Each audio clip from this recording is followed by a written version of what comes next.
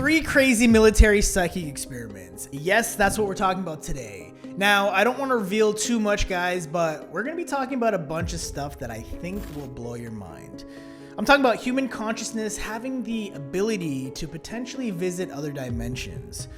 Also, a military psychic who remote viewed a place that absolutely should not exist. And finally, I'll be talking about a Soviet psychic who could allegedly move things with nothing more than just her mind.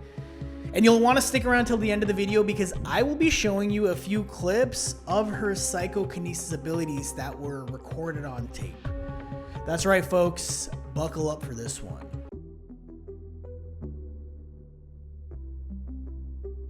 Hi, I'm Chris Untold. Welcome to my channel. If you're a curious mind like me who enjoys exploring the world of the fringe and unexplained, then please do us both a favor, click that like button, subscribe to my channel, and join me as I dive down these rabbit holes. Now, before we get into all the strangest claims surrounding these military psychic experiments, quick disclaimer, this video is for entertainment purposes only.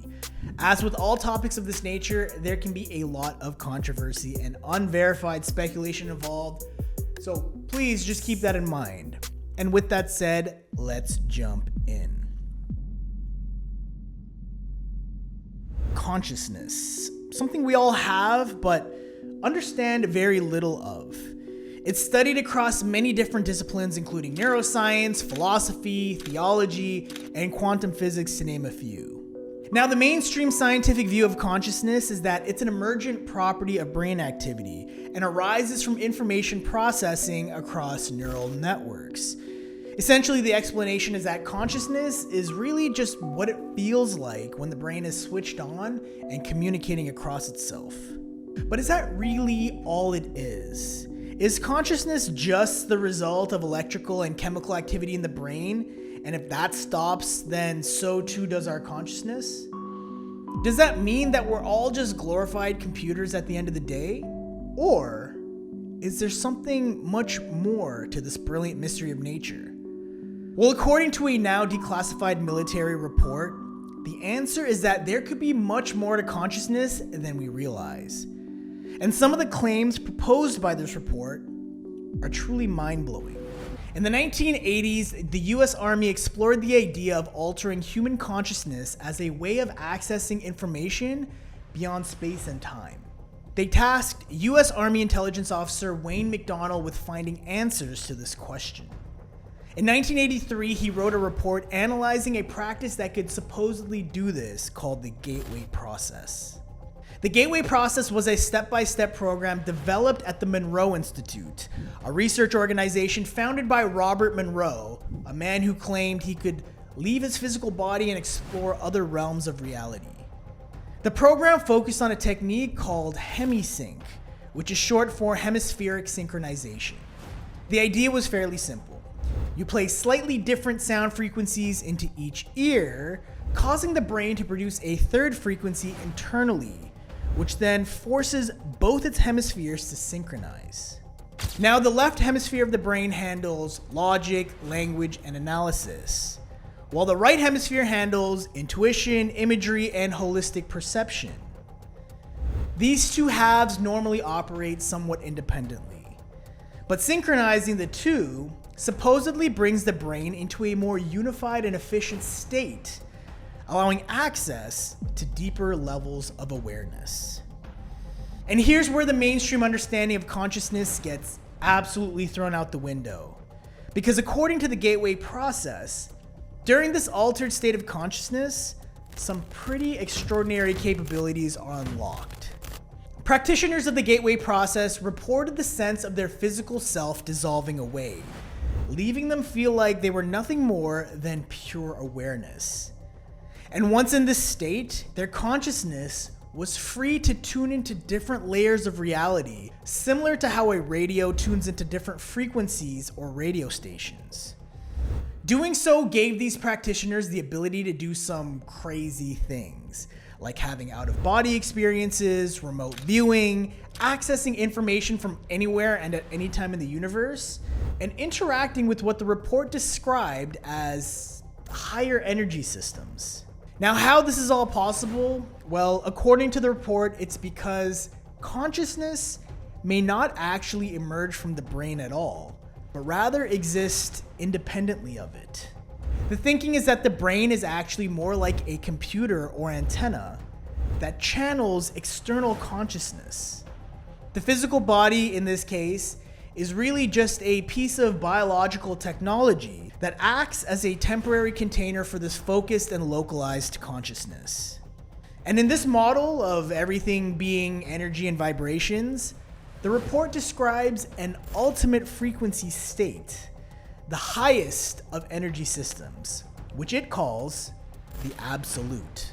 It's explained as the final, infinite, and unified field of consciousness that underlies all reality and exists in a timeless state beyond the physical dimension. Everything that exists flows from it, and the claim is that our localized consciousnesses, yours and mine, can eventually move beyond space and time and interact with the absolute with a little bit of practice.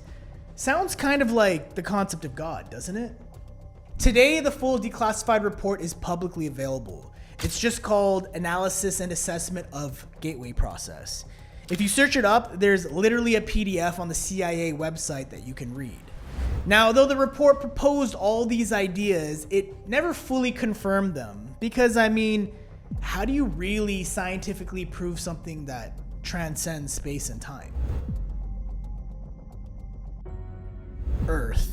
The one and only place we know of in the universe that contains life, sentient beings, and civilization. It's a lonely world, sharing the solar system with a bunch of dead and sterile neighboring planets.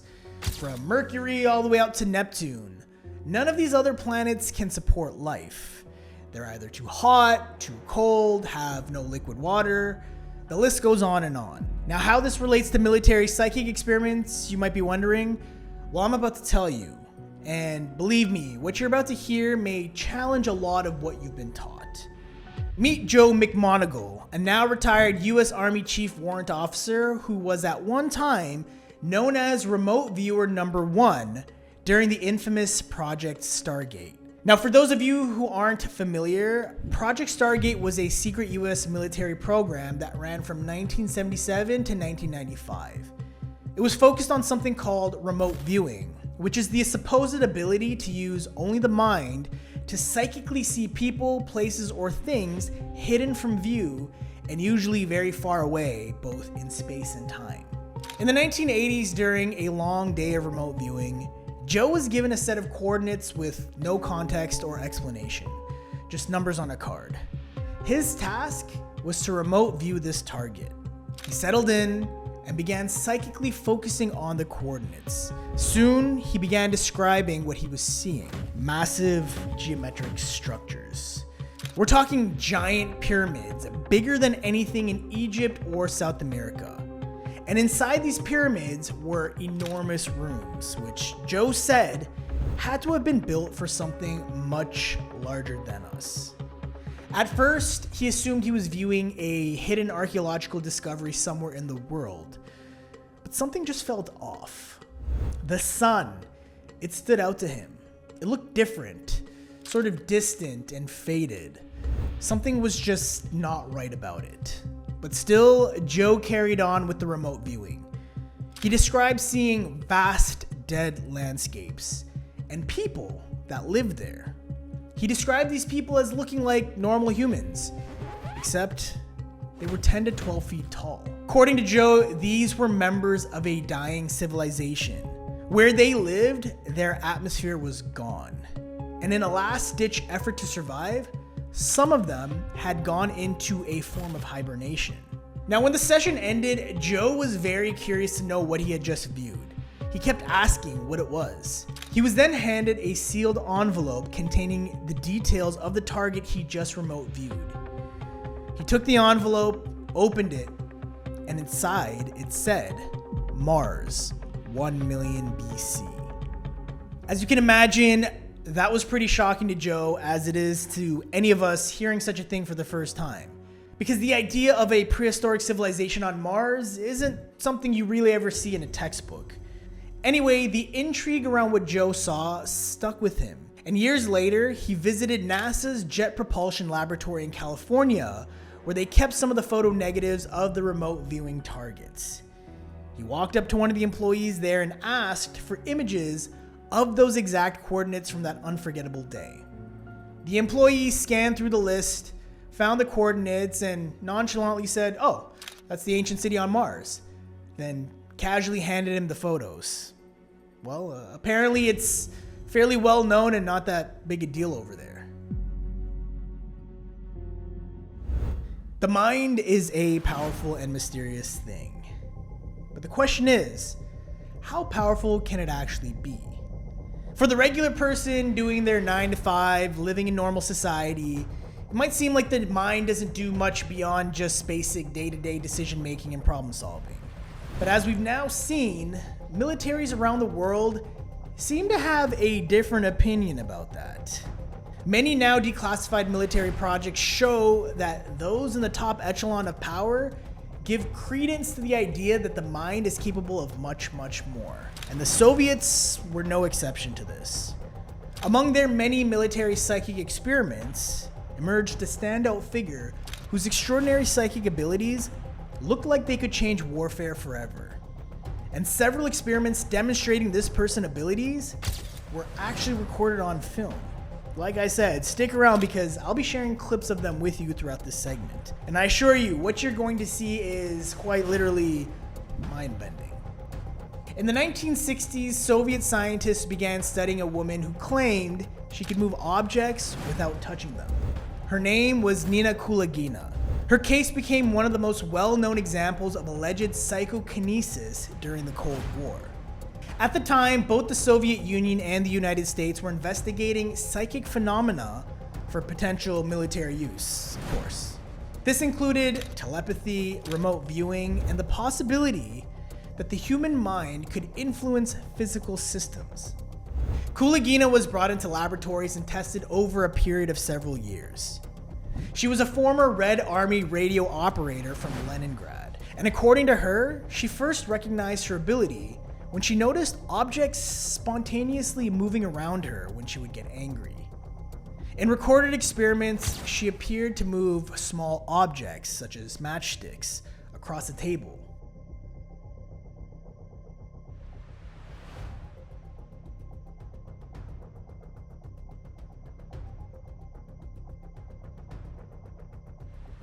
She was also shown influencing the movement of a compass needle. In another experiment, she appeared to separate an egg yolk from an egg white without ever touching it. During these sessions, observers reported that she required intense concentration. Kulagina's heart rate increased, and she often showed signs of physical strain. Though she was only moving small objects with her mind, these experiments appeared to be very exhausting for her. But still, the prospect that psychic abilities were real and that the human mind was capable of such things carried huge implications. The Soviets were excited because a breakthrough in the understanding of psychic powers could mean giving them an edge in warfare against opposing nations. Because just think about it, if Nina Kulagina could already perform small acts of psychokinesis, what else could she be capable of with a little encouragement? And more importantly, how could this be weaponized at scale? Thus began the infamous frog experiment on March 10th, 1970. The Soviets just needed to know, could psychic abilities be used to kill? According to reports, the experiment began with a frog's chest being opened, exposing the beating heart. Surrounded by scientists, Kulagina was positioned nearby and instructed to focus on it. Witness accounts state that the frog's heart rate began to beat faster, then slower, all at Kulagina's psychic whim. She was demonstrating that her psychic abilities could control another living organism's heart. And then, at once, using a concentrated and extreme intent of thought, she stopped the frog's heart altogether. Dead. Now, many have disputed Kulagina's abilities, and her demonstrations have been widely criticized. Skeptics suggest the use of hidden magnets, fine threads, or sleight of hand. Analysts reviewing the footage have also pointed out the lack of strict experimental controls.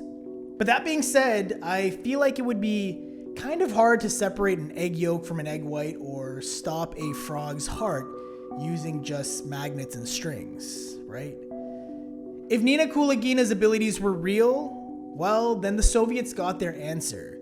Psychic abilities can be used as a deadly weapon. If her abilities were faked, though, well, unfortunately, we'll never really know for sure because sadly, Nina Kulagina passed away in 1990, taking all of her secrets with her. Anyway, that brings us to the end of today's video. I hope you all enjoyed it. Please let me know your thoughts in the comment section below. Also, if you have any suggestions for future video ideas, I would really love to hear them. Thank you very much for your support, guys. It means so much to me. If you haven't done so already, please like this video, subscribe, and check out my channel for more content. I'm Chris Untold, and I will catch you in the next one. Take care.